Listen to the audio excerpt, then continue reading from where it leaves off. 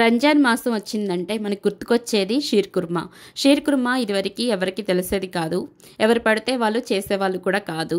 ఇప్పుడైతే అందరూ చేసేసుకుంటున్నారు. అది కూడా ఈజీగా ఇంట్లోనే. ఇప్పుడైతే మనం షీర్ కుర్మా ఇంట్లోనే ఎంత సింపుల్ అండ్ టేస్టీగా చేసుకోవచ్చో మీకు చెప్పేస్తాను.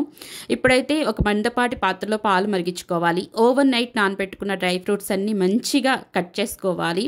దీనికి స్పెషల్ ఏంటంటే మెయిన్ ఇంగ్రీడియంట్ సేవియా, చిరోంజి. ఈ రెండు ఉంటేనే మన షీర్ కుర్మా అనేది ప్రిపేర్ అయ్యిద్ది.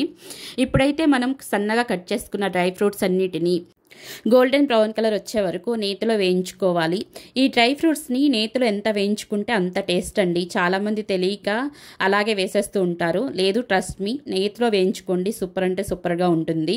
ఇవన్నీ డ్రై ఫ్రూట్స్ అన్నీ వేయించుకున్న తర్వాత ఒక ప్లేట్లోకి తీసేసుకుని అదే నేతిలో సేవియా వేసుకుని చక్కగా ఫ్రై చేసుకోవాలి. ఇవి కొంచెం స్మూత్గా ఉంటాయి కాబట్టి తొందరగా ఫ్రై చేసుకోవాలి, లేదంటే మాడిపోతాయి.